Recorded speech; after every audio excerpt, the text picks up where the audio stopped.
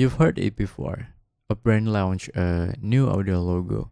It plays on their ads, their videos, maybe their app, and then nothing. 6 months later, nobody remembers what it sounds like. The brand moves on. The sound disappears. So here's the question worth asking.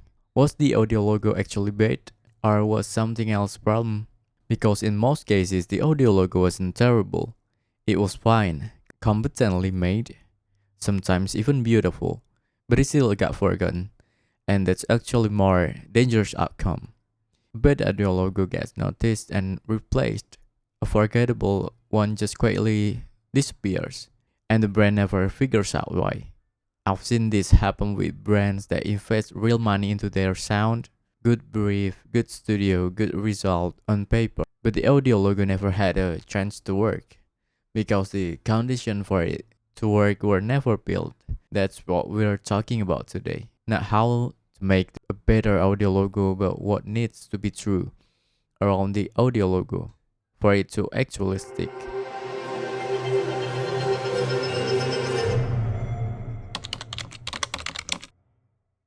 There are three reasons most audio logos get forgotten, and none of them are about the quality of the sound itself. Reason 1, it was used once, maybe twice, then inconsistently. This is the most common one. The audio logo gets made, it plays in the launch video, maybe in one campaign, then the next campaign has a different feel. So the team decides the audio logo doesn't quite fit, so they leave it out. Before long, the audio logo has appeared in 3 touchpoints over the course of a year. That's not enough, not even close. Sound recognition is built through repetition, not aggressive repetition, not every 5 seconds, but consistent, predictable presence. Every time someone hears your audio logo in a context they already trust, it deepens the connection between sound and the brand. Means that we know enough times, and the connection never forms. The sound stays a sound, it never becomes a signal. Reason 2, it was designed in isolation. What does that mean? It means the audio logo was created without thinking about where it was actually going to live. What does it sound like a phone speaker? What does it sound like at the end of a noisy YouTube ad? What does it sound like when someone is half paying attention? A lot of audio logos are designed to sound good in a quiet studio on reference monitors. That's the wrong room. The real room is wherever your audience is, and your audience is almost never in quiet studio. When we build audio logos at the Multimusic, one of the things we test early is what we call context collapse. How does this sound hold up when the listening conditions are not ideal? Because if it only works perfectly, it won't survive contact with the real world. And if it doesn't survive contact with the real world, it won't be remembered. Reason 3, the brand didn't treat it as an asset. This one is about internal culture, not production quality. A lot of brands create an audio logo then leave it undocumented.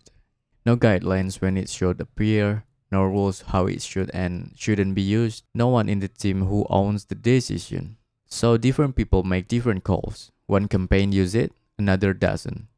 One version of the logo gets slightly modified by someone in the post. Another gets stretched to fit a different duration. And slowly the audio logo stops being a system, it becomes a suggestion.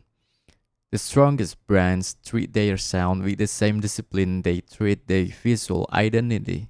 There are rules, there is ownership, there is intention behind every appearance and every absence. That's what makes sounds become a signal over time. So, 3 reasons: inconsistent use, design in isolation, treat as decoration not an asset. Notice that none of these are about the audio logo being poorly made, but if the conditions around it are broken, it won't matter. This is the part most brands miss when they commission an audio logo. They think about the output, they don't think about the system. And a sound without a system is just a sound. What does system look like in a practice? It means knowing which touchpoint carry the audio logo and committing to them. It means testing the sound in the condition your audience actually lives in. It means documenting how the sound should and shouldn't be used, and making sure the whole team knows. None of this is complicated, but all of it requires intention.